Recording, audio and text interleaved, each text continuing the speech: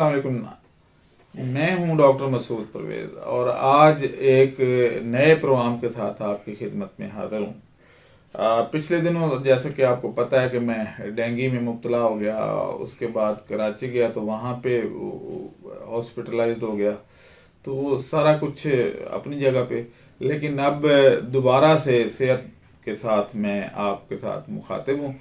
बहुत important topic वहाँ पे डिस्कस हुए कराची में, लोगों ने बहुत अप्रिशिएट किया, सबका शुक्रिया, सबकी मेहरबानी कि उन्होंने अप्रिशिएट किया। और अब एक तो ये है कि हमने एक मुस्तकिल तौर पे अपना सब ऑफिस कराची में कायम कर दिया है और वहाँ पे हम इस तरह की सारी चीज़ें, क्योंकि कराची में मेरी नज़र से कोई ऐसा बंदा नहीं गुजरा जो कि प्रॉपर कैलिबर रखता हो इस मामले में और साइंटिफिक नॉलेज रखता हो। तो अगर कोई रखता है तो मेरे इल्म में नहीं है। अच्छा, अब वहाँ पे लोगों की जो तशनगी थी वो बहुत ज़्यादा थी। हर बंदा ये चाहता था कि मैं उसके साथ खाना खाऊं, उसके साथ जाऊं, घूमूं फिरूं, उसके साथ मीटिंग रखूं, लेकिन मेरी सेहत क्योंकि इस काबिल नहीं थी, लिहाजा मैं सिर्फ अपनी उस लोकेलिटी में यानी डिफेंस में ही मैं कन्फाइन होकर रह गया। ये सी व्यू के मकाम पर हमारी ये रिहाइश थी और वहीं पे ऑफिस को ऑपरेट हो रहा था।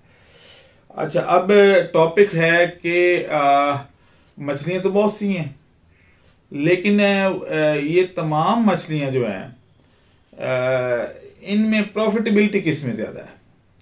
तो जब आप बगौर जायजा लेते हैं तो पता चलता है जी कि सबसे महंगी मछली जो इस वक्त मार्केट में सिंध में और पंजाब दोनों जगह पे कॉमन है वो सोल मछली है, जिसका रेट जो है वो बहुत अच्छा है। अब सोल मछली के बारे में आज हम डिस्कस करेंगे। इसकी 4-5 किस्तें होंगी क्योंकि टॉपिक लंबा है। कोशिश करेंगे कि रोजाना एक टॉपिक कवर करें। सबसे पहले तो यह है कि सोल मछली जो है वो उसका रेट क्या है। आम तौर पे 2500 से लेके 3000 तक जाता है। कुछ दिनों में ये कुछ दिन कम भी होता है, जैसे 1500-1600 रुपए पे भी आ जाता है, लेकिन साल के अक्सर हिस्सों में या सीजन में खास तौर पे ये 2000, 2200-2500 के करीब बिकती है। अब डिमांड की कितनी है? डिमांड बहुत ज़्यादा है। यानी आप सोल मछली जब दिल करे मुझे आप फ़ोन कर दें कि जी हमारी सोल मछली बेचनी है हमने, तो हम उठा लेंगे, हमारे पास क्लाइंट हैं। अब अगली जो सूरत हाल है वो ये है कि यानी इसका सीड कहाँ से मिलेगा, बच्चा। पंजाब में बच्चे की अवेलेबिलिटी इतनी नहीं है। ये ज़्यादातर लोग जो है वो सिंध में कर रहे हैं, वहीं से बच्चा आता है, वहीं से सारा कुछ। और ये 2 किस्म का होता है, एक कटर सोल होती है और एक फूल।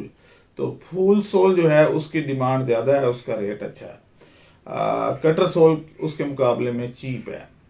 अब हमने एक तो ये है कि तमाम लोगों को हम इनवाइट करते हैं कि जो इसकी ब्रीडिंग कर रहे हैं कि हमारे से राब्ते में आए, ताकि हम उनका बच्चा जो है वो फार्मर तक पहुंचा सकें। दूसरा ये है कि पंजाब में लोग आएं और इसकी ब्रीडिंग में इन्वॉल्व हों। इस सिलसिले में एक हमारी मीटिंग जो है वो फिशरीज डिपार्टमेंट से भी तय पाई है कि हम इसकी लोकल ब्रीडिंग कैसे करें और कैसे इसको आगे प्रोपोगेट करें। तो वो एक हमारी ऑलरेडी प्लानिंग में है। अब लेकिन ये बच्चा भी मिल जाता है, कोई ऐसा मसला नहीं है, बच्चा भी मिल जाता है और उसका रेट भी अच्छा है, सारा कुछ है। लेकिन असल जो प्रॉब्लम है वो ये है कि इसकी फीडिंग कैसे की जाए। लोगों को फीडिंग का नहीं पता। अब क्योंकि लोग सोचते नहीं है ज़्यादा गहराई में और यानी अपने रिसोर्सेज ज़ाया कर देते हैं और ख़रीद के फिर दोबारा ले आते हैं। तलापिया हमने काफ़ी कल्चर करवाई और उसकी सारे एनालिसिस किए, सारा कुछ किया। तो तलापिया एक तो मोनोसेक्स है। अगर आपने सोल पालनी है, आपने फर्ज में 20 टैंक लगाए हुए हैं, तो उसमें से कम अज कम कोई 7 टैंक जो है उनमें वाइल्ड तलापिया डाल दें। वाइल्ड तलापिया यानी जंगली तलापिया। अब ये बहुत तेजी से बच्चे देती है और उससे जो है वो आपका यानी इवन टैंक जो है वो इतना वो कंजेस्टेड हो जाता है, इतना भर जाता है बच्चों से कि अमवात शुरू हो जाती हैं, खुराक में कंपटीशन ये वो। लेकिन इसके इस जो चीज़ है बच्चे देने को, इसको लोग बुरा समझते हैं कि भाई हम कैसे कंट्रोल करेंगे। किसी तालाब में अगर तलापिया आ जाए, वाइल्ड तलापिया, तो तालाब ज़ाया करना पड़ता है।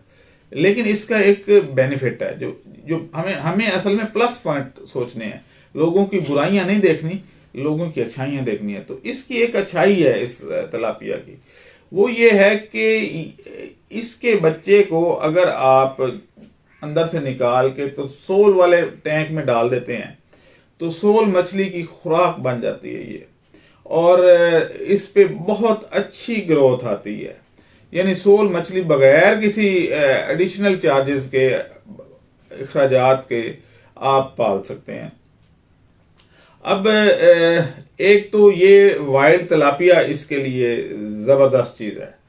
यानी आप वहां टैंक साथ लगे हुए हैं, हर 7वें दिन एक टैंक खाली कर दें, उसमें से बच्चे उठाएं और सोल के टैंक जो हैं बायोफ्लॉक टैंक उनमें डाल दें, तो उनकी खुराक का बंदोबस्त होता रहेगा। यानी 7वें दिन बाद दोबारा पहले टैंक की बारी आ जाएगी।